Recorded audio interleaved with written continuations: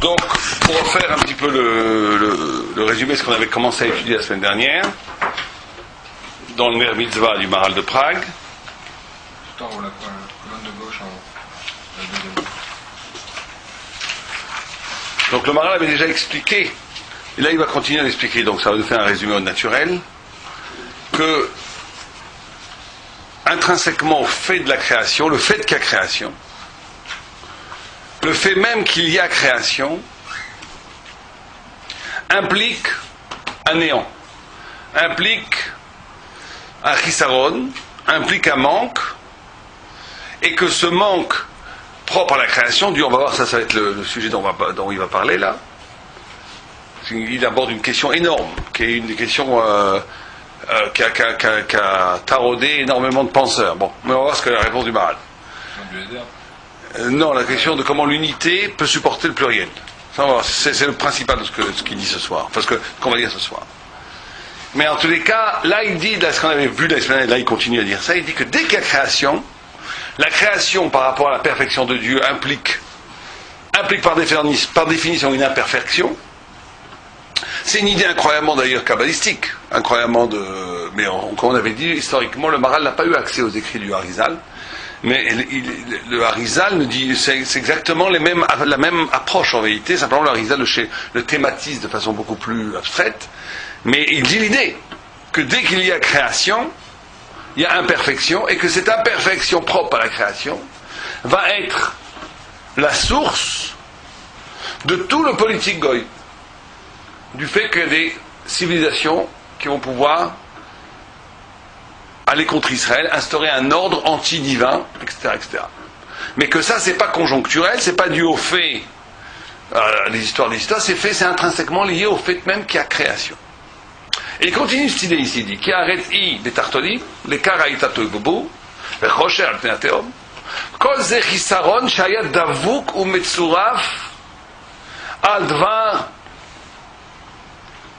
echad, je crois, וכול אלו שמות תוהו ובוהו שלא יהיה הבריאה בשלמות ומורה על החיסרון הדבוק או הדבק בבריאה ומצד החיסרון הוא שהיה בבריאה עמדו דלת מלכויות אלו שלקחו המלכות מישראל אשר האומה הזה נברא לכבוד השם יתברך כדכתיב עם זו יצחתי לי תהילתי ספרו ואלו 4 מלכויות שנחלו המלכות מן ישראל, de Israël ils ont pris la royauté, הם מבטלים כבוד יתברך בעולם. Alors on va déjà prendre une minute sur ça.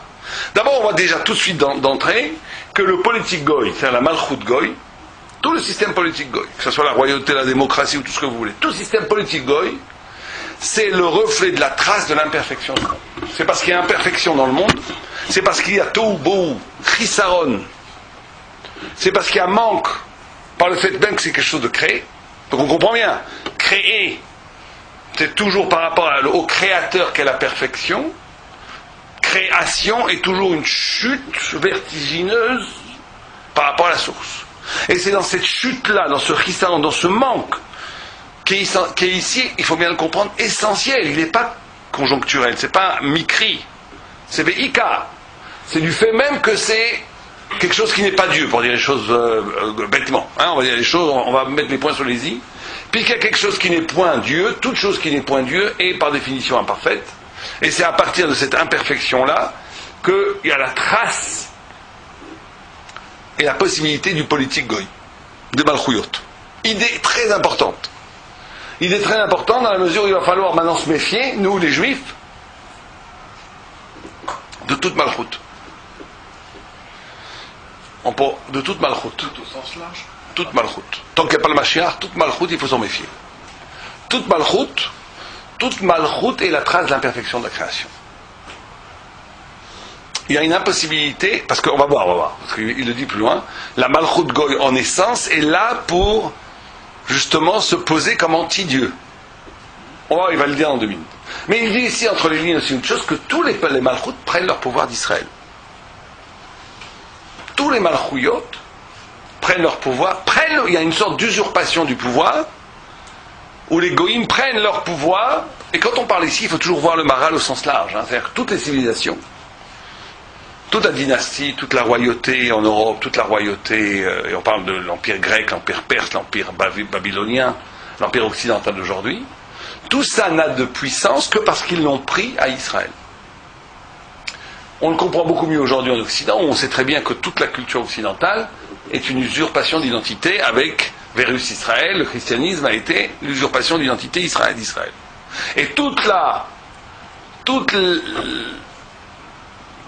pierre angulaire de la civilisation occidentale dans laquelle on vit est basée sur cette usurpation. Il n'y aurait pas la civilisation occidentale sans le vol de l'identité à Israël. On n'a pas le temps trop d'en parler maintenant, mais on en parlera sûrement plus tard, parce qu'il va aborder ça quand on va aborder la Grèce. Mais il faut bien comprendre que c'est parce que la puissance de Esav, elle est Yonek, il la prend de Yitzhak. Pour dire les choses encore plus précisément, vous savez que Yitzhak, le Maral parle très souvent de ça, puisqu'on est un texte du Maral, Yitzhak, c'est ce qu'on appelle, le Maral le dit toujours, la Tsura Mouvdelet. Vous savez que on va le voir plus tard ici dans le texte, même dans Ner Mitzvah, chez le Maral, il y a 2 ou 3 concepts qui reviennent toujours. Un, c'est Tsura Mouvdelet, ou Ma'ala Elokit Mouvdelet. Tout le temps, il parle de ça, que il y a une Ma'ala Nivdelet, c'est-à-dire comme Mouvdelet, qui n'est pas la production de la matière, qui ne dépend pas de l'articulation, ni de l'histoire, ni de la physique, ni de la matière. Quelque chose, une dimension qui est de l'ordre du séparé, absolu. Et Yitzhak, au niveau existentiel, est celui qui incarne le plus dans sa vie cette Mouvdelet. Yitzhak, le Maral le dit partout, c'est celui qui est arrivé dans sa vie, à vivre le Mouvdal. Pour ça qu'il s'appelle Yitzhak. Yitzhak, c'est-à-dire Katz, Chai Ketz, celui qui a vécu la fin des temps, il a vécu le Mouvdal, il a vécu le sens. C'est pour ça que Dieu c'est la seule personnage biblique, et même de toute l'humanité, de tous les temps, où Dieu le dit Éloqué Abraham du vivant d'Yitzhak. Ça n'existe pas. Même Moshe Rabbeinu, il ne dit pas Éloqué Moshe, tant que Moshe est vivant. Pourquoi? C'est très simple. Parce que c'est dès que Dieu dit Éloqué Moshe, il n'y a plus de liberté pour Moshe. Parce que dès que Dieu colle son nom à quelqu'un, ça veut dire que cet homme est parfait, et donc il n'a plus la possibilité de pécher. Donc Dieu ne peut pas dire Éloqué Abraham, du vivant d'Abraham, parce que ça enlèverait à Abraham toute la possibilité de faire le mal, et donc ça lui enlèverait tout ce route de faire le bien. Parce que la liberté est la base même du Srar Veonesh. Mais il dit à Yitzhak, oui, parce qu'Yitzhak n'était plus dans ce Heshbon-là, il a vécu le Tsura. Après la Kadat Yitzhak, il a traversé le miroir, il incarnait dans sa vie lui-même l'après-temps. Donc il n'est plus dans les processus, il est dans la finalité. En d'autres termes, pour dire les choses bêtement, Yitzhak vivait dans le Zman HaMashiach. Il ne vivait pas dans notre temps, il vivait dans le Zman HaMashiach. C'est-à-dire qu'il vivait véritablement quand tout est clair. Or, Esav vient de ça. Esav vient de ça. Amalek vient de ça. Esav vient d'Yitzhak. De la même façon qu'Ishmaël pervertit la notion de Chesed, de la même façon, Esav, l'Occident, la Grèce, vont pervertir la notion de Tsura Mouvdelet. Mais toute la puissance occidentale, qui est une puissance intelligible, toute la puissance de l'Occident, c'est la science, c'est l'intelligence. Oh, on est dans le Maral, là, dans le Maral de Prague. Donc toute la puissance de l'Occident, qui est basée sur le Nifdal, vient de Yitzhak, vient épuiser d'Israël en vérité, parce qu'Israël, Yitzhak c'est Yaakov, Yaakov c'est la continuation d'Israël, Israël c'est le vrai Yitzhak si vous préférez. Simplement eux, cette Tsura Mouvdelet, au lieu de l'utiliser comme approcher Dieu, ils l'utilisent pour la jouissance de la société.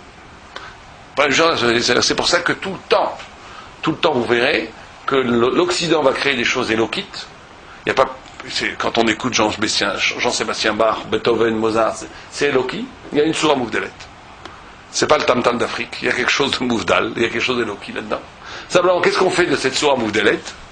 On en fait une pure jouissance bourgeoise dans les salons pour son petit plaisir bourgeois. Donc ça veut dire qu'on va puiser la jouissance sociale de la splendeur d'Israël. C'est ce que dit ici le Maral.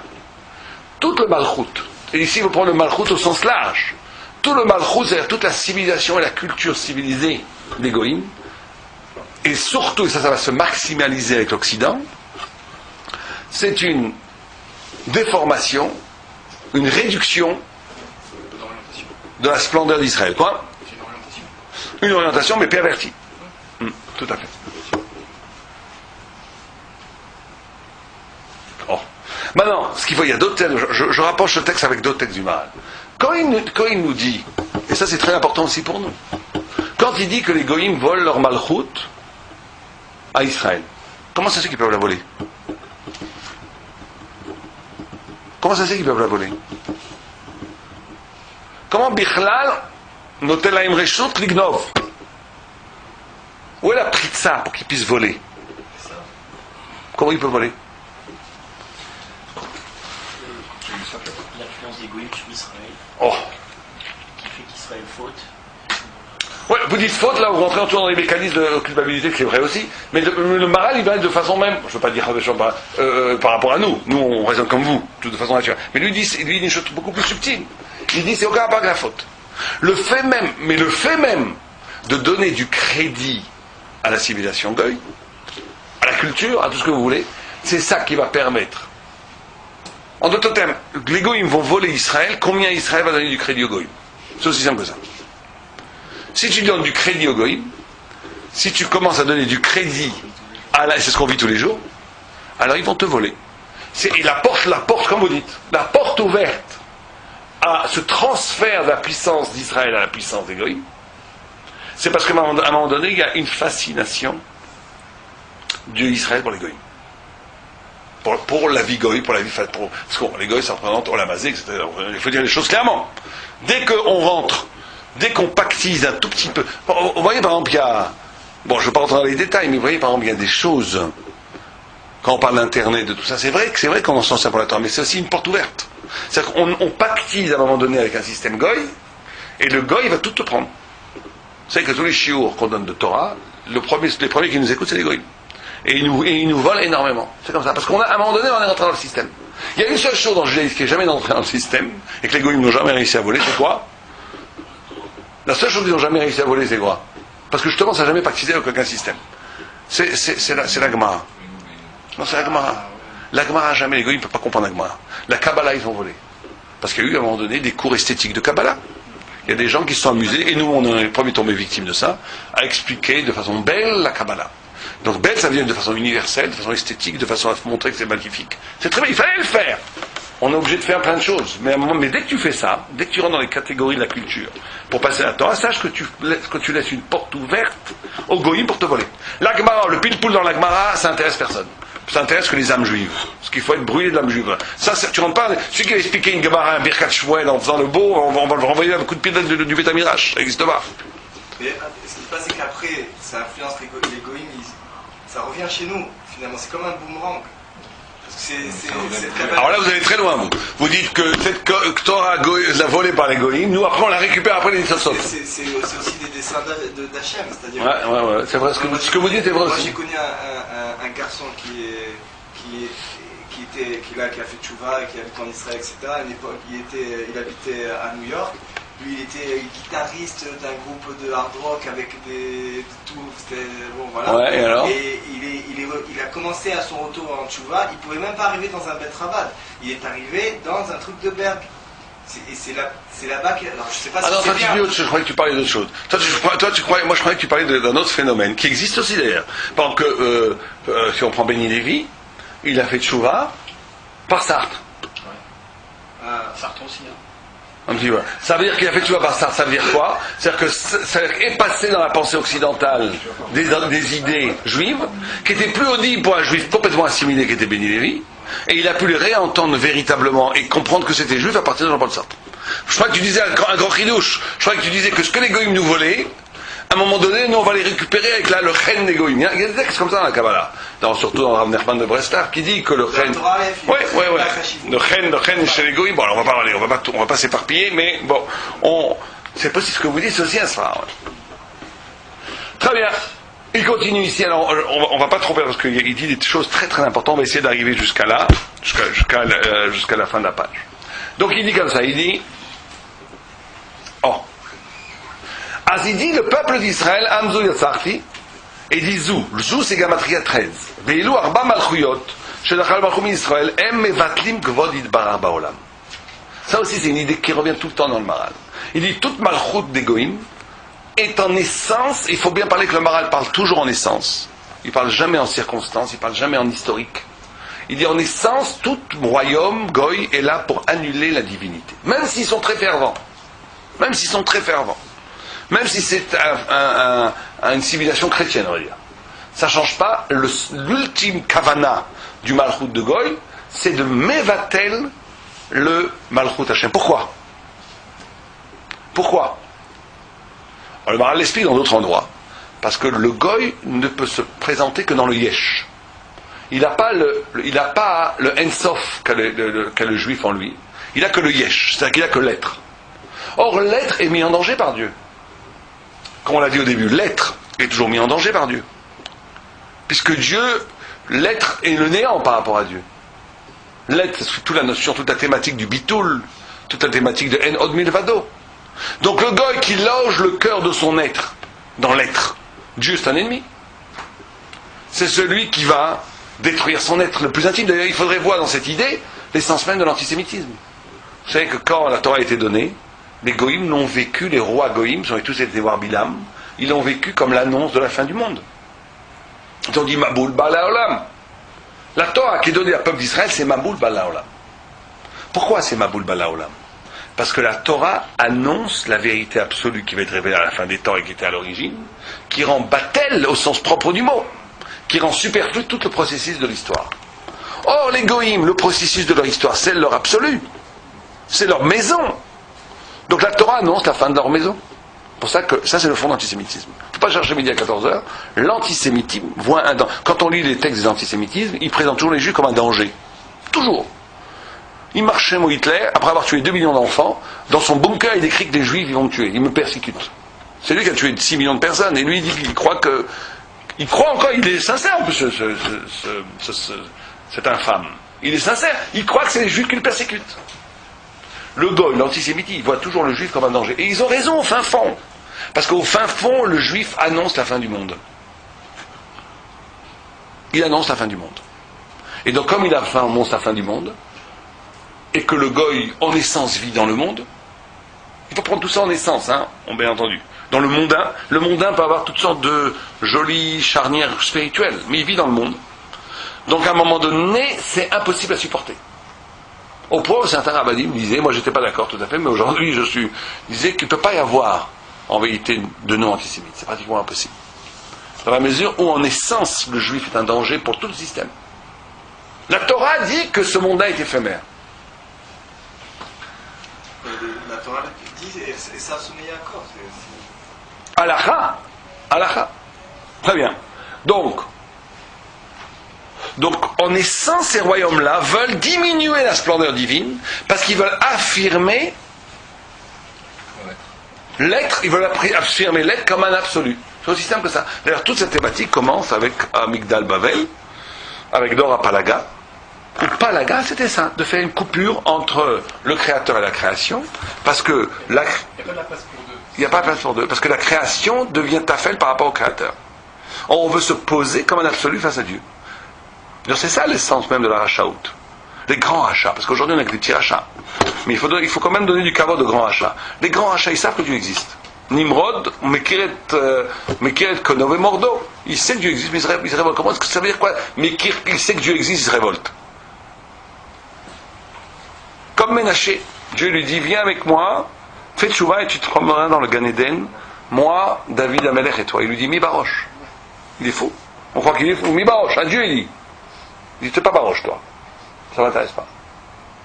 Le rachat, les grands rachats, ils savent que Dieu existe, ils savent qu'ils vont être punis. Mais ils veulent vivre jusqu'au bout.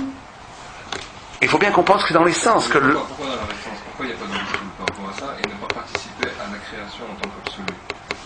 On peut pas. Alors, bon, là vous posez une question très importante. C'est là où les goïms peuvent avoir une ta'ana. Parce que le juif ne peut faire ça que parce que Relek Elokai Mimal. Le juif ne peut s'annuler véritablement parce que son essence, son noyau, comme disait un grand monsieur, là, j'aime beaucoup cette phrase que personne ne comprend, mais elle est magnifique. Il dit que la structure du psychisme n'est pas nucléaire. Ce que disait Emmanuel Levinas. Qu'est-ce qu'il voulait dire sur cette phrase compliquée? Moi, quand j'ai entendu ça parler nucléaire, je pensais à la bombe atomique. Nucléaire, ça veut dire qu'il y a un noyau et des électrons qui tournent autour. Nucléaire. Il dit la structure du psychisme n'est pas nucléaire, ça veut dire que chez le juif en réalité. Lui, comme il était humaniste, il est mélangé à toute l'humanité. Mais en réalité, il a peut-être raison à un certain niveau. Mais quand on dit que la structure du psychisme n'est pas nucléaire, ça veut dire que l'essence de mon essence n'est pas mon ego.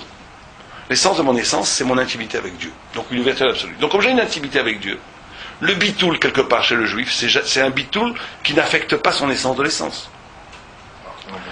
Alors que le problème, et c'est là où il y a peut-être une injustice, entre guillemets.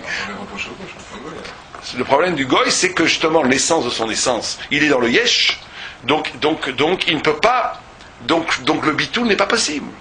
Donc, s'il est vraiment honnête, il doit se révolter.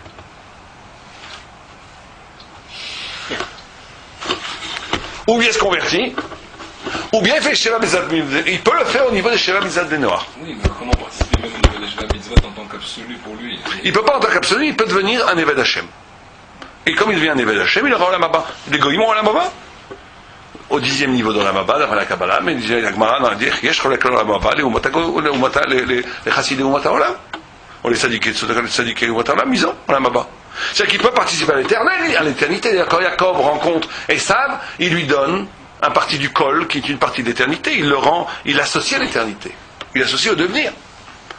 Donc c'est pas une condamnation Chazveshom de tous les goïms, c'est pas ça du tout. Mais au niveau métaphysique au plus profond, il faut savoir qu'il y a un vrai problème.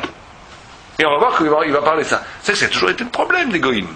Bon, là, on va pas faire un cours sur les goïms, mais toujours le problème des goïms, que la réforme avec Luther et tout, c'était toujours le problème du salut.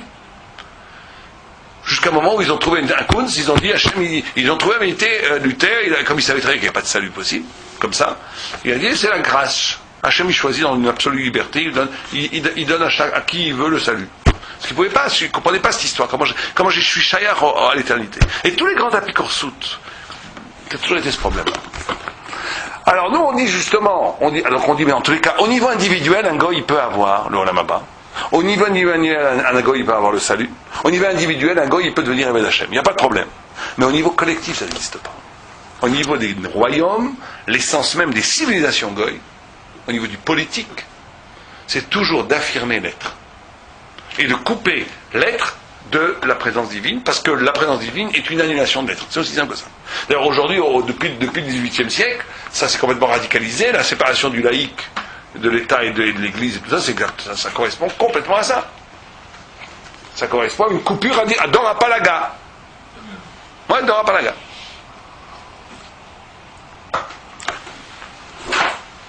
Donc, ce qu'il faut bien comprendre que l'homme, il est créé à l'image de Dieu, même le goy. Donc comme il est créé à l'image de Dieu, il veut se vivre, son Yatsara, c'est qu'il veut se vivre comme absolu.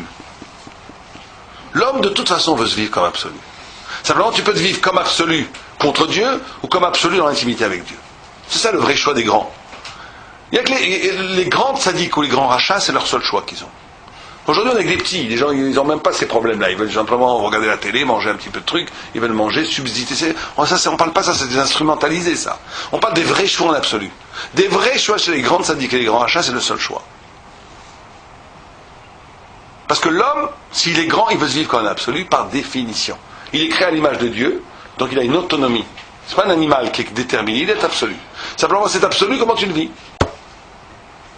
Tu peux le vivre en opposition avec Dieu, en te créant toi-même la foi absolue, ou tu peux le vivre en intimité avec Dieu. Donc il dit ici,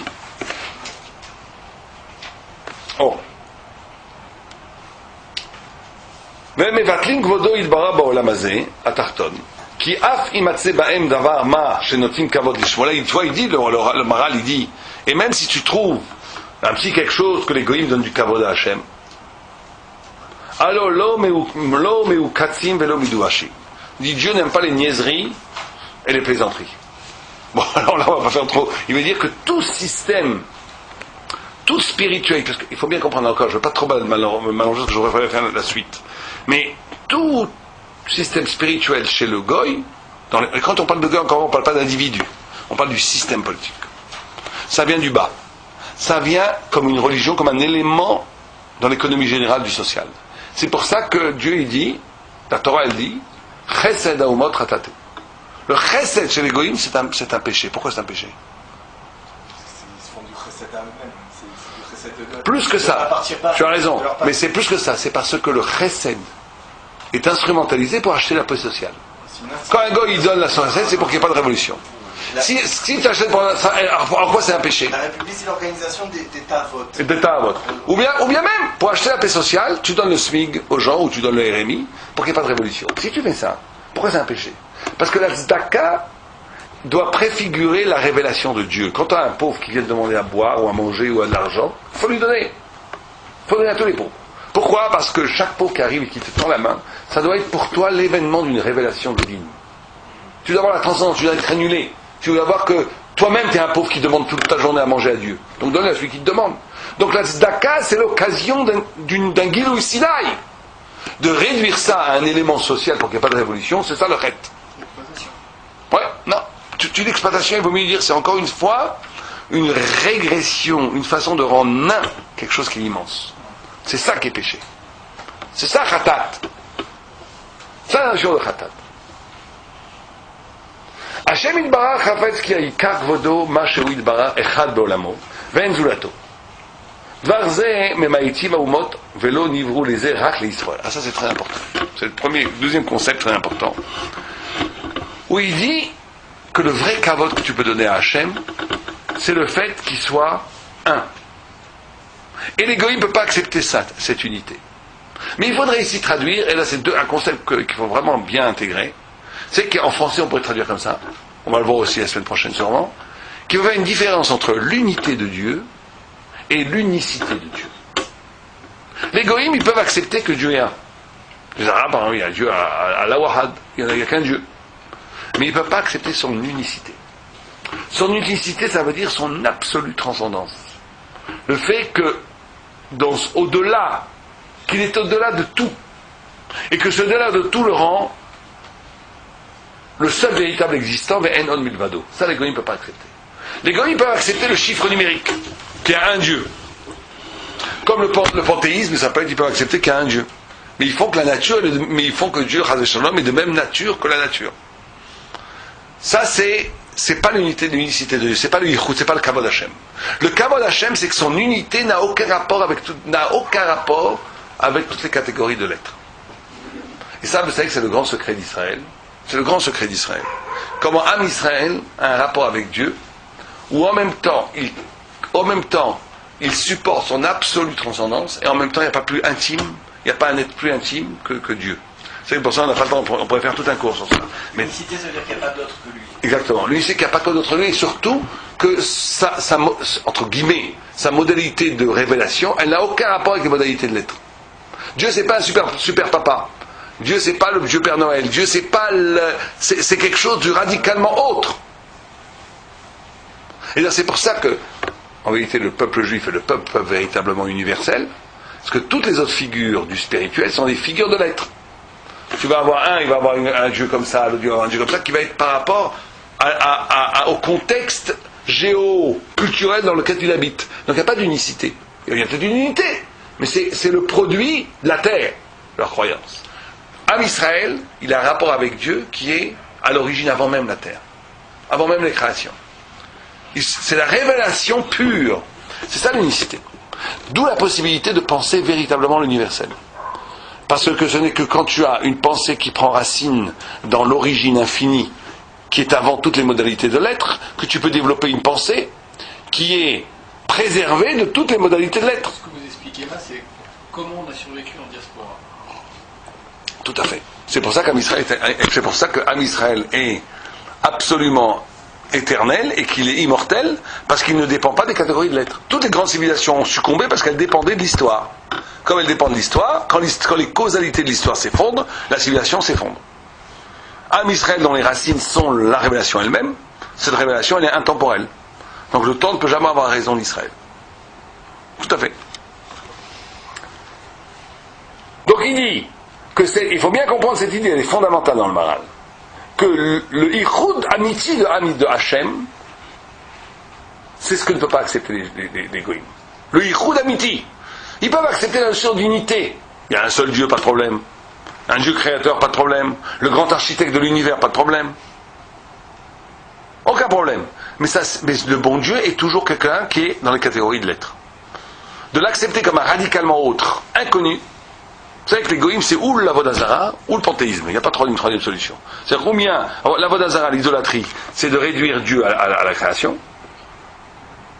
Et le panthéisme, c'est de réduire la création à Dieu. Mais ça revient au même, en vérité. C'est-à-dire que l'incapacité de penser cette coupure. Or, Am Israël, on n'a pas le temps de parler, mais c'est magnifique comme sujet. Vous savez, c'est la question que moi je pose toujours. Comment, d'un côté, la halakha, on ne parle pas ici de grands mystiques. Comment la halakha, elle nous dit que tu n'as pas le droit de connaître Dieu, positivement, tu n'as pas le droit de shalom, et qu'on te dit que si quelqu'un vient te dire renie ton Dieu, non seulement toi, mais ta femme et tes enfants, les personnes que tu aimes le plus doivent mourir. Tu dois mourir. Comment on peut demander à un homme? On ne demande pas au tzadik olam, à n'importe quel juif de Mahane Yehuda qui vend les pastèques, on lui dit toi tu dois être capable non seulement de ne pas connaître Dieu, tu n'as pas le droit de connaître positivement Dieu, mais attention, c'est peut-être que tu ne connais pas et que tu n'as pas le droit de connaître. Tu dois être prêt, non seulement toi à mourir, et ta femme et tes enfants à mourir. Comment on peut demander à un homme une chose pareille? Al-Pi Halakha, c'est écrit en Shulchan Aruch. Comment c'est possible? Parce que le peuple juif, et justement, le peuple qui est capable, d'un côté, de penser la radicale transcendance, de ne jamais réduire son rapport à Dieu, à la connaissance, et en même temps, il n'y a pas d'être plus intime que au point où on dit que la pitié que tu as pour toi-même n'est qu'un le Rav Simcha Zissel dit, n'est qu'un hemsher, comment on dit, une conséquence de la pitié que Dieu a sur toi. Ça veut dire que c'est parce que la façon d'appréhender Dieu, elle n'est pas que intellectuelle. Elle n'est pas au niveau de l'identité, justement. Les goïms, ils ont comme catégorie que l'identité. Ils n'ont pas la catégorie, ce qu'on appelle diachronique, c'est-à-dire la capacité d'avoir une relation avec quelqu'un qui n'est pas dans l'identité. Mais je suis avec Dieu, mais pas sur la modalité de l'identité, sur une autre modalité. Ça, c'est le secret d'Israël. Et ça, c'est ce que les goïms veulent absolument détruire. Dit le Maharal. On va continuer un peu dans le texte. C'est pas le Saint-Esprit chez nous. Bon, je ne sais pas ce que c'est, mais en tout cas, ils veulent toujours détruire ça. Alors il te dit, Amzu Yetzarti, Tilati Yisapru, qui Mashama Amzu, Bemispar Gamatria Yud Gimel, 13. Vou Mispar Echad, 13 c'est la même Gamatria que Echad, d'accord?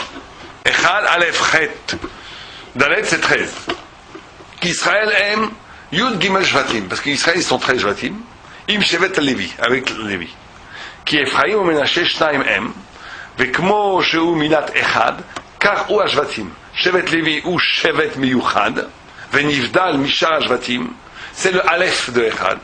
Ve'u Mipne Atzmo, Keneged Aleph, Sheba Echad, c'est Levi. Et Levi ici, il faut le prendre au sens large, c'est les Bnei Torah, c'est tout ce qui étudie la Torah. Chez Echad, Ve'achet, le 8, Keneged Bnei Aumot, Shayuchet Zulat Levi, il faut prendre les 8 sans Levi, d'accord? Nirmaz Bechet Shel Echad, Ve'odalet Bnei Ashfachot. Donc le mot Echad, qui est l'unité absolue, reflète en vérité Israël, qui est le peuple de l'unité. D'accord? Et Fikar Amrou, Amzu, Gamzu c'est 13. Zain c'est 7, 6 c'est Vav c'est 6, 6 et 7, 13. Shem qui mispa Echad. Tilati Sapru. Alors il te dit quoi? Là il te dit une idée fondamentale. Il te dit le Ikar Iloul. Le Ikar, l'éloge Ikarite qu'on doit faire à Dieu, c'est quoi? C'est Shehu Yitbarach Echad, Ve'en Zulato. C'est ça qu'on doit faire. Le Ikar Iloul que le juif fait, c'est de dire que Dieu est un, que En Zulato, pas simplement qu'il est unité, mais unicité. Qu'il n'y a rien d'autre que lui en vérité. À un certain niveau d'être, il n'y a rien d'autre que lui. C'est pour ça qu'il a écrit que Bereshit, ça parle d'Israël, parce que c'est le début de la Bria. Kaouma azot meida Hashem shehu echad. Comme שאמרו במדרש, כי ישראל מעידים על השם יתברך שהוא אחד, אין כאן מקום זה לבאר. אבל דלת מלכויות מבטלים אחדותו בעולם. כאשר לוקחים מהממשלה מישראל, שהם מעידים על אחדותו יתברך, לכך בסוף דלת מלכויות, כאשר תחזור המלכות לישראל, Ils sont montés les sauveurs sur la montagne de Sion. Lishpot et Arisa vaïta la Hashem amlucho.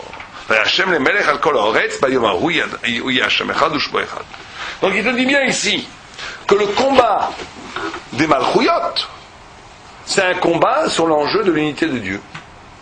Il faudrait repenser, d'après le Maral, tout l'enjeu politique, toute l'histoire des nations par rapport à Israël, sous l'optique que ce qui était en jeu ici, c'était la notion d'unité divine. Est-ce que vous savez que la Torah est une, entre guillemets, on pourrait la presque, une civilisation divine. La Torah, avec son organigramme de mitzvot, c'est une façon de bâtir une société dont la terre est la révélation. Et c'est ça que veulent absolument combattre les goïms. Les goïms, ils veulent une société dont la terre est la terre ferme. Et c'est ça le combat ultime entre Israël et les nations. C'est ça le combat ultime entre elles. Vous savez que c'est le premier Rashi. Le premier Rashi dit quelque chose d'extraordinaire. Il dit que la Torah aurait dû commencer à Rosh Chodesh Lachem. Pourquoi ? Parce qu'il dit, nous, notre terre, c'est les mitzvot. Il le pense radicalement, Rashi. Notre terre, c'est les mitzvot. Et il te dit, le chidouche, c'est qu'on a une nachala tagoy, on a une nachala bedagoy, on a le droit à une terre. Mais on a le droit à cette terre d'Israël, parmi les nations, comme un chidouche. Ça veut dire que notre origine, notre racine, c'est le ciel, et la terre, c'est un chidouche. Chez les goïms, c'est exactement le contraire. Leur racine, c'est la terre, et il y a un chidouche qui s'appelle la spiritualité. Vous comprenez ? Mais c'est ça, c'est ces deux façons de faire l'homme. Et si on a oublié ces notions, nous, il faut penser ces idées au niveau radical, à savoir quel genre d'homme on fait. À quoi sert la terre ? À quoi sert la beauté de la terre ? À quoi servent les richesses de la terre ? Qu'est-ce qu'on doit faire là-dedans ? Alors si on prenait le juif absolu, il te dirait, mes racines à moi, c'est Dieu, c'est la révélation. La terre ici, c'est juste un prétexte pour rendre possible ma façon d'habiter la révélation. Le goy te dit, en profondeur, le goy parfait va te dire, avant tout, je suis un fils de la terre, je vais jouir. Je vis parmi les arbres, parmi la beauté du monde. Simplement, bien sûr que je suis un être spirituel, et dessus, je vais bâtir une cathédrale de spiritualité.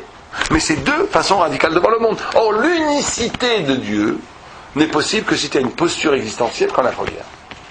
Dès que tu te poses avant tout comme un être terrestre qui vit là, par définition, tu coupes. Il n'y a plus d'unicité. Tu existes, absolument. Tu es mechouya ma mitziut. Et en plus, il y a Dieu, bien sûr, pourquoi pas. Et bon, aujourd'hui, il n'y a même plus ça. Mais à l'époque, il y avait Dieu, pourquoi pas. Mais ça n'empêchait pas. Aujourd'hui, on a baissé les masques. Maintenant, les goïms, quand tu parles de Dieu, ils rigolent. Mais pendant des siècles, il y avait Dieu. Presque omniprésent. Mais c'était un Dieu qui venait en second. Avant tout, j'ai l'être qui existe. Et au-dessus de cet être, je mets le bon Dieu. Alors que la posture existentielle du peuple juif au niveau collectif, c'était avant tout, je suis un esclave de Dieu. Et l'être, c'est bizarre qu'il y a du l'être. Un vrai juif, il pourrait presque dire, c'est bizarre qu'il y a de la matière. Son espace naturel, c'est la révélation. Ah oui, il dit que c'est la terre d'Israël que le juif se développe le mieux. Bien sûr, mais la terre d'Israël, il faut toujours la prendre, et c'est là où c'est là où pousse le mieux. Oui, bien sûr, parce que c'est le Maral dans un autre endroit dit que chaque chose revient à son endroit, que chaque chose a son lieu, et que chaque chose a son lieu. Il dit qu'en Israël, son lieu, c'est Eretz Israël. C'est pour ça qu'il reviendra toujours en Eretz Israël, parce qu'il dit il y a presque une loi mécanique de la nature que les choses reviennent toujours à leur lieu. Et donc ça c'est vrai, mais il faut bien considérer que il faut faire très attention en Israël de ne pas habiter la terre d'Israël sous les critères des goïms, c'est-à-dire sous le drapeau du nationalisme ou de la patrie, ma chère patrie, des choses. Ça c'est des concepts qu'on a pris chez les goïms qui ont caractérisé. Et en tous les cas, le rapport juif thoraïque à la terre d'Israël est infiniment plus puissant. L'amour juif pour la terre d'Israël est infiniment plus puissant que la notion de patriotisme ou de nationalisme. Infiniment plus puissant. Parce que justement, comme vous dites, il sous-entend un rapport intrinsèque.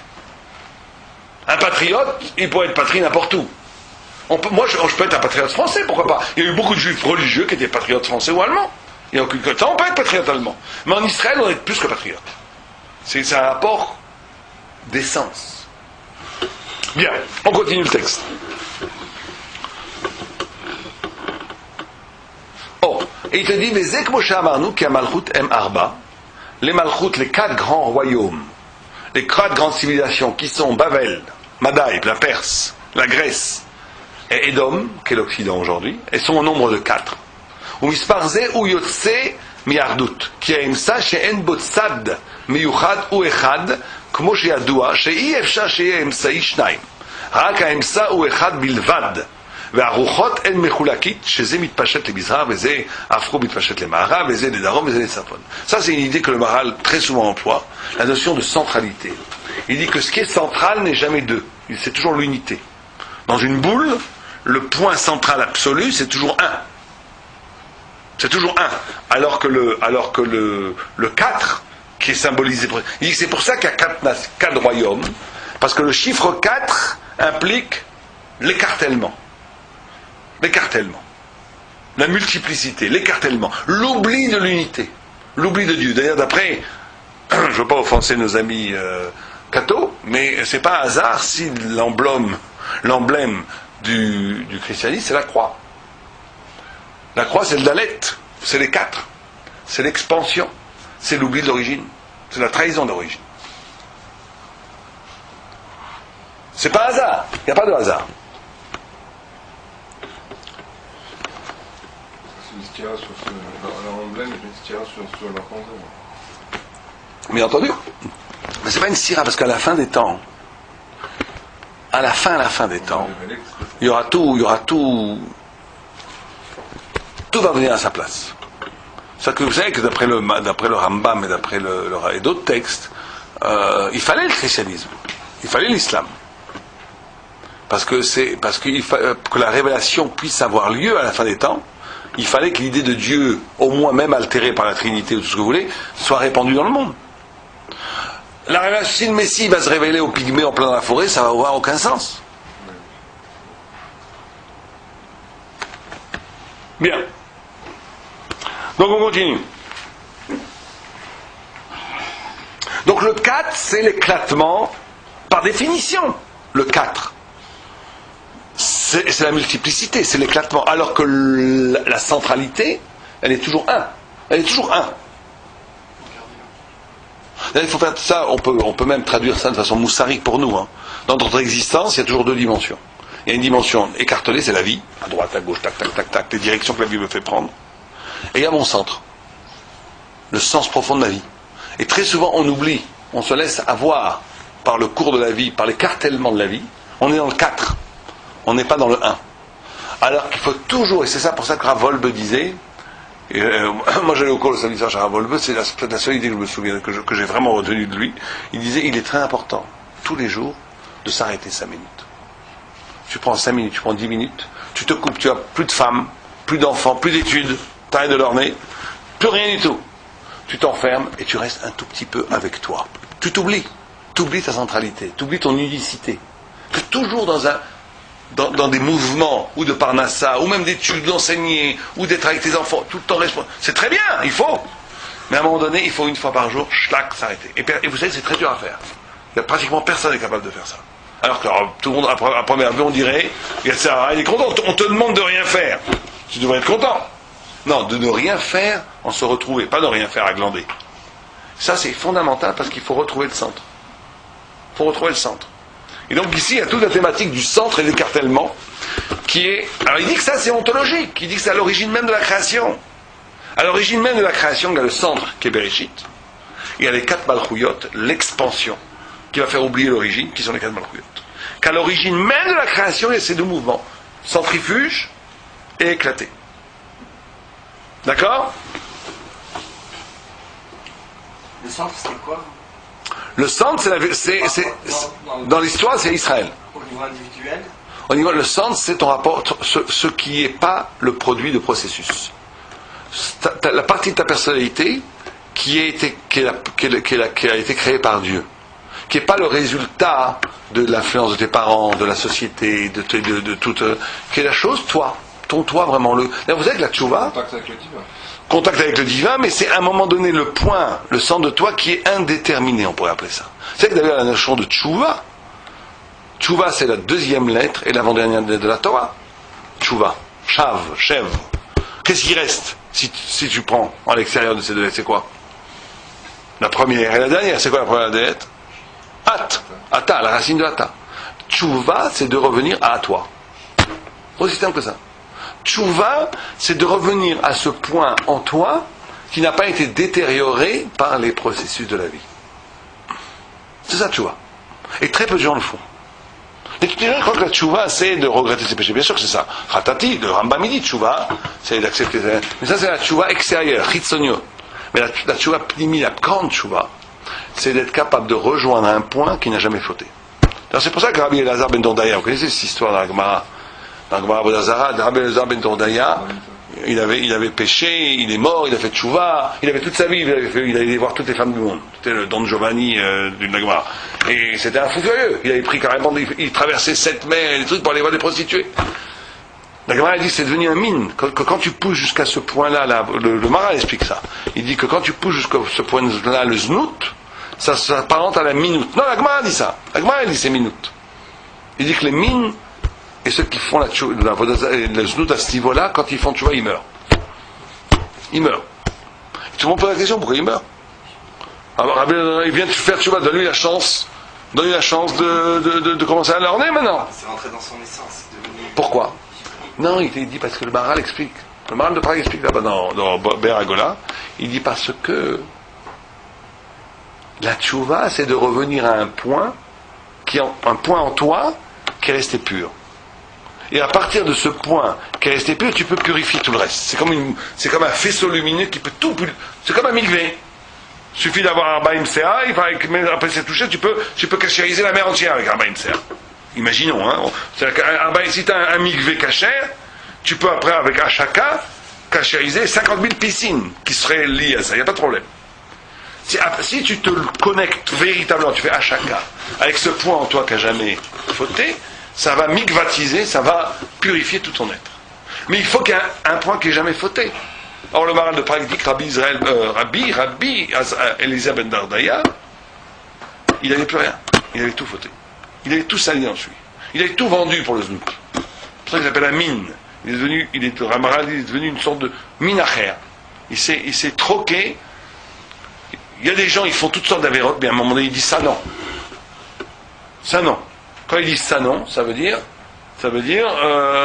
ils sont purs à ce niveau-là. Mais Rabbi Eliezer ben Dordaya, avant de faire tchouva, pour faire du znout, il était prêt à tout. Insulte ta mère, je fais avec toi bien, il aurait insulté sa mère. Et il y a des gens, tu leur dis insulte ta mère, ils donnent des coups. Tu dis ça va pas, même des gangsters. Tu dis ça, ma mère c'est kadosh. Alors ils peuvent faire tchouva ces gens-là. Ils peuvent faire tchouva, parce qu'ils vont revenir au loin, ils n'ont jamais trahi leur mère. Il y a un petit endroit comme ça qui est resté pur. Leur mère. Mais Rabbi Israël ben Dordaya, avant de faire tchouva, il était prêt à vendre sa mère, sa grand-mère, son grand-père, son père, tout le monde pour le znout. Donc il avait tout ça dit, il n'y avait plus rien, il n'y avait plus de points purs. Donc il devait mourir.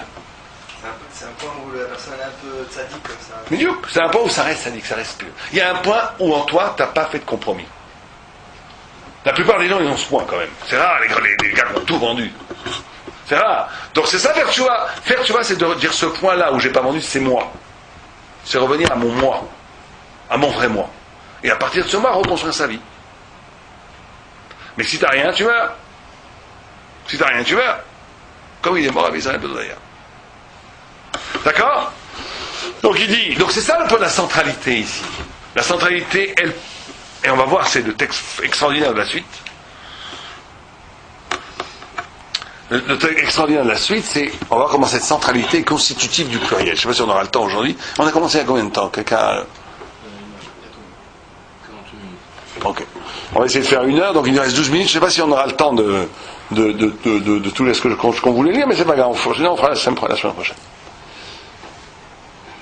Donc il te dit que dans une boule, le centre est toujours 1. C'est pas chaya d'avoir 2. T'as pas 2 centres. Parce que si tu as 2 centres, c'est plus le centre. Ouais, on est d'accord. Le centre, il est toujours unique. Oh. Où est-ce qu'on est? Quand on a vu tout ça,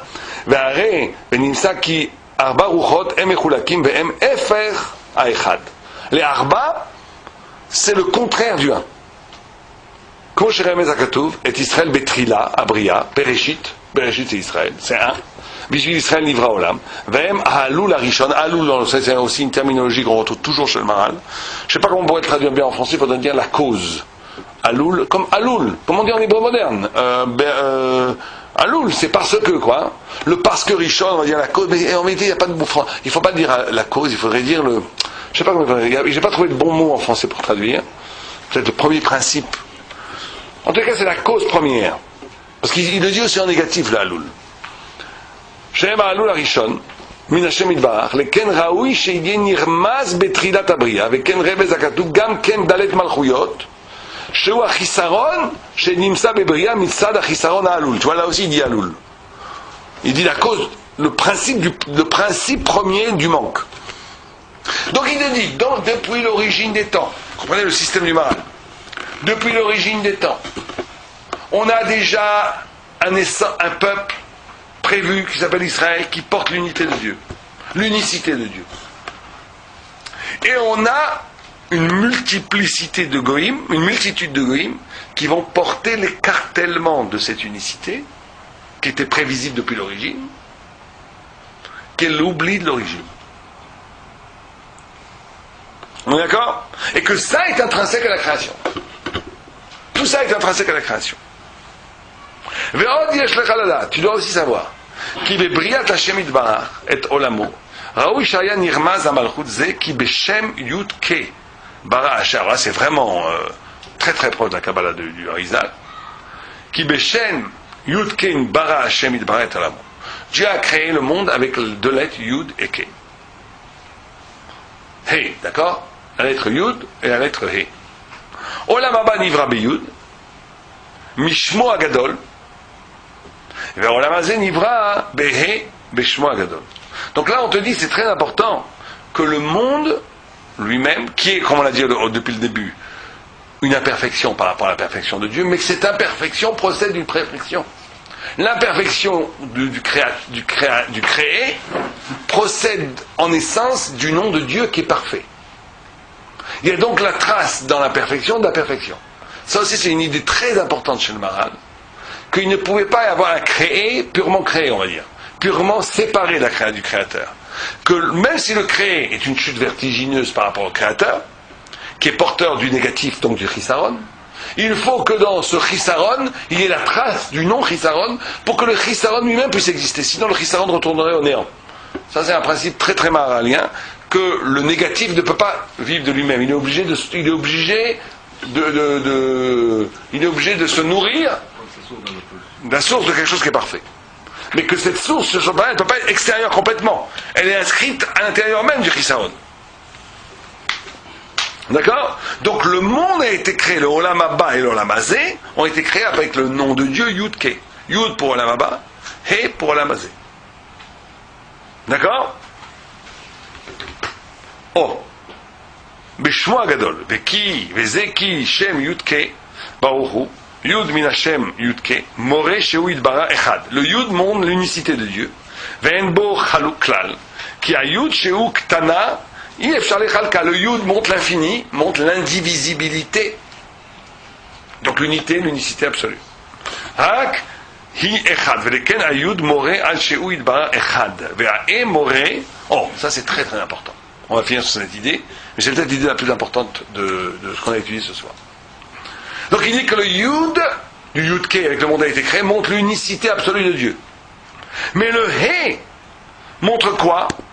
Al Thomas ne dit pas cette idée qu'a dit Spinoza et que le Maral a réfuté d'avance. Al Thomas ki hu idbarach echad ve'en kocho idbarach al hakol ve'u kmo shar davar shehu echad ve'en kocho al hakol. Là on tombe dans un problème énorme. Comment tu pourrais dire Al Thomas ne dit pas ki hu idbarach echad, que lui il est echad ve'en kocho idbarach al hakol, mais que son koach, l'unicité ou l'unité n'a pas de pouvoir sur le multiple, puisque c'est de deux natures différentes. Tout ce qui est un ne rentre pas en interférence avec le multiple. On va lire après, on va expliquer.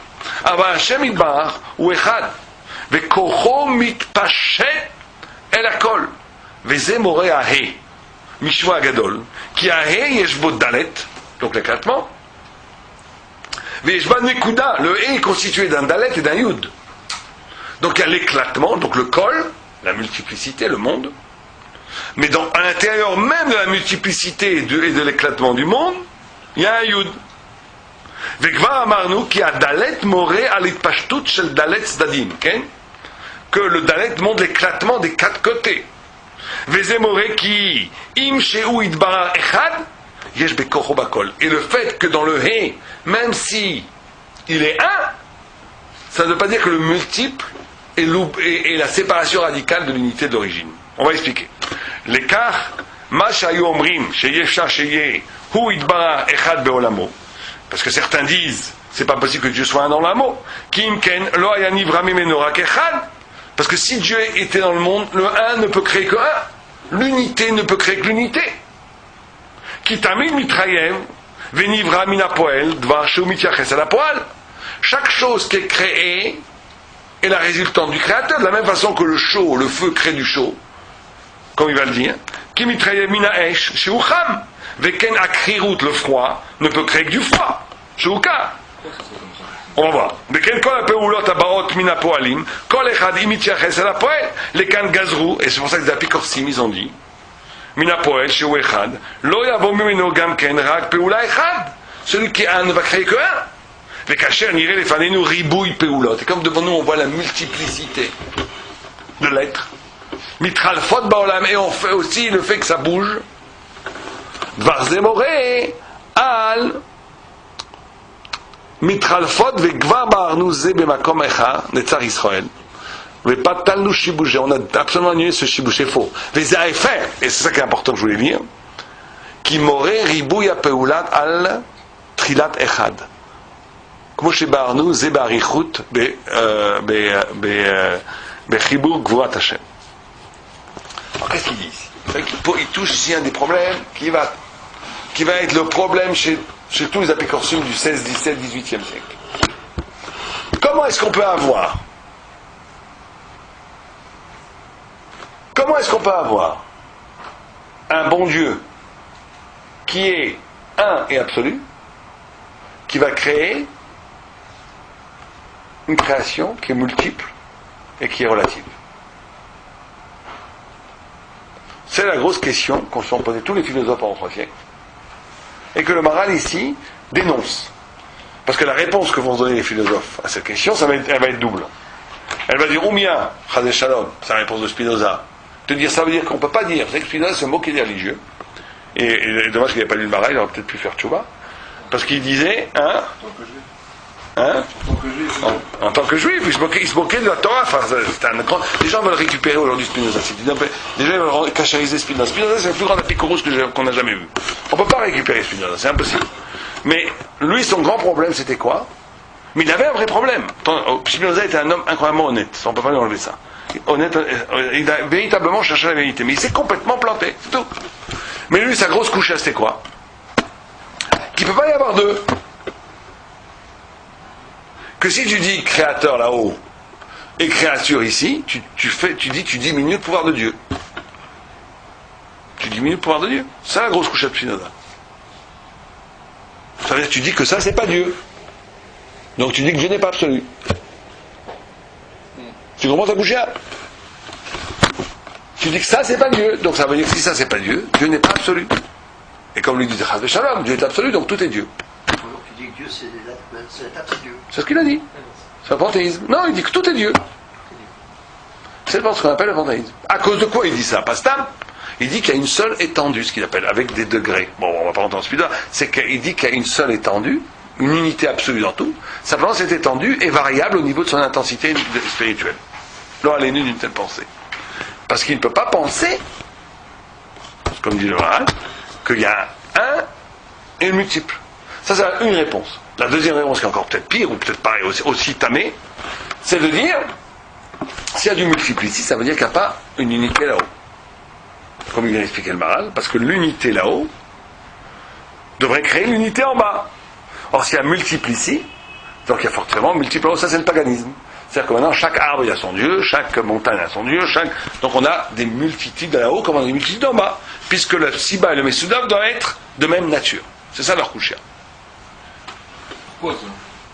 Pourquoi ils sont partis Oh, ils ont complètement tort, hein, il va expliquer. sur là? Parce que Pourquoi tu vois bien que le feu, il fait que du chaud. Le feu, il va pas faire des glaçons.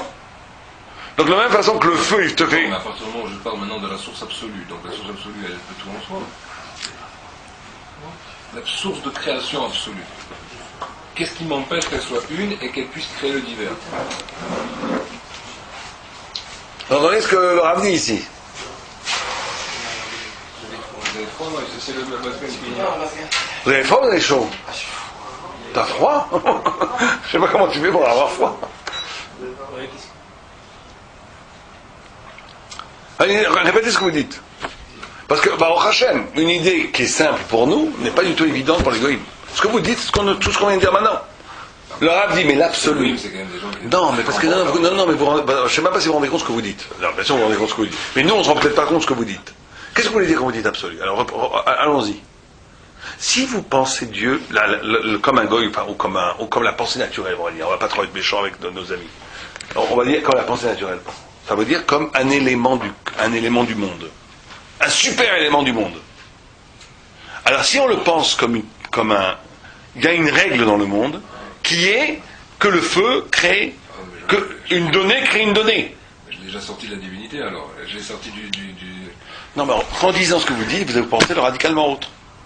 C'est parce que Dieu est unicité, pas simplement un. C'est parce que Dieu est séparé, qu'il n'obéit à aucune règle de la création, parce qu'il est le créateur.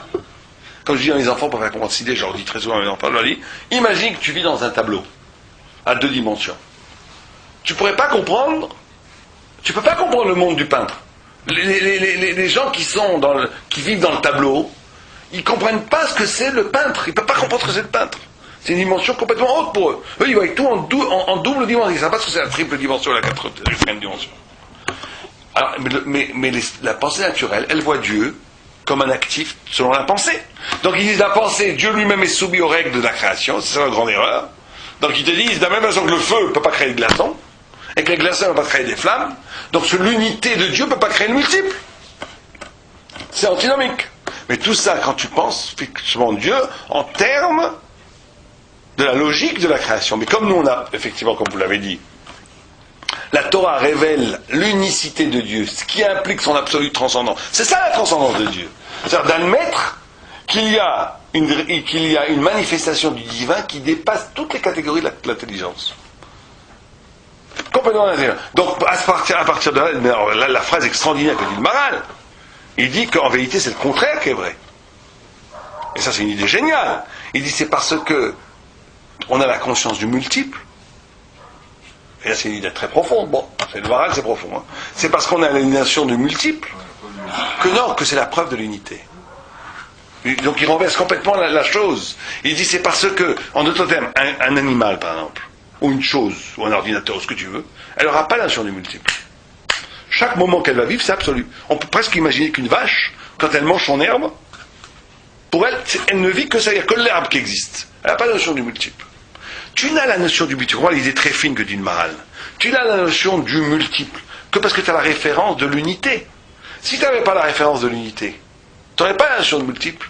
Chaque instant serait séparé. La notion de multiple, il est uni. Pourquoi tu dis qu'il y a 3 choses ici? C'est parce que tu as la notion de 1, sinon tu ne dirais pas 3. Tu dirais boum, boum, boum, il n'y aurait pas 3. Comment tu peux unir le multiple? C'est que parce que tu as une référence à l'origine de l'un. Donc il dit que lui, ce qui est le piège d'égoïme, enfin de la pensée naturelle, on va dire, qui lui, que la pensée naturelle pense que puisque le monde est multiple et relatif, il ne peut pas y avoir un créateur absolu, parce que l'absolu crée de l'absolu, par définition. Donc c'est pas possible cette histoire. Nous on dit que c'est le contraire qui est vrai. Mais comment ces grands penseurs qui étaient aussi des grands mathématiciens, et que toute la géométrie de la mathématique nous fait parvenir du multiple à l'unité, n'ont pas fait la même chose au niveau du divin? Puisque toute la géométrie arrive justement à la notion de l'unité. Par action. C'est tout, toute la science elle-même. Pourquoi ces gens-là qui étaient... recherche la cause unique. Toute la physique qui recherche... Oui, mais attendez, oui, mais la cause unique. La loi qui... Oui, vous avez raison. Mais la cause unique, elle est encore dans le système de l'être. Oui, bien sûr. Donc c'est pas l'unicité, c'est l'unité. C'est l'unité. Donc, vous comprenez? La notion de géométrie, la notion de toutes ces choses-là, elles sont arrivées, la notion du nucléaire, on est arrivé à cela. Alors pourquoi maintenant ne pas transcender cela sur le... Bon. On a entendu tout à l'heure. Parce que ça les a... Donc ça, ils l'admettent, ils n'existent plus.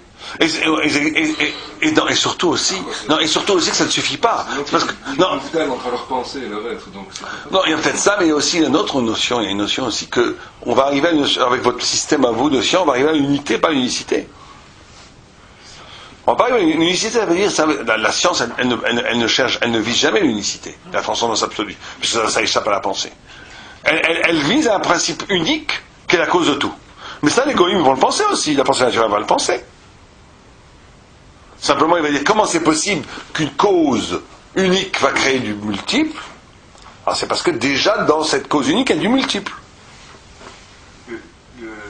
La déviance de ces pensées, c'est-à-dire le paganisme, le panthéisme, tout ça, la source de tout ça, à l'origine, c'est l'ego.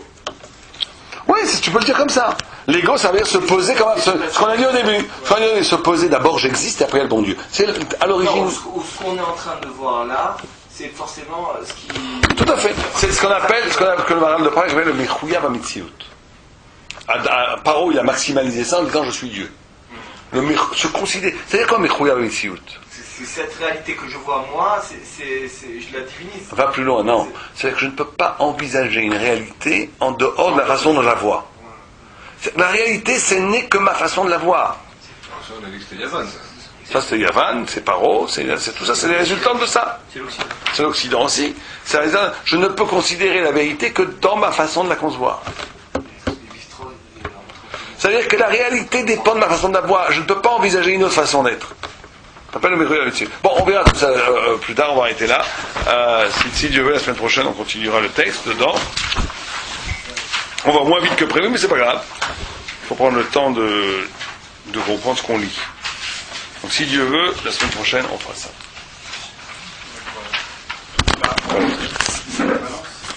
Mais bien sûr. Non, ce qu'on va prendre.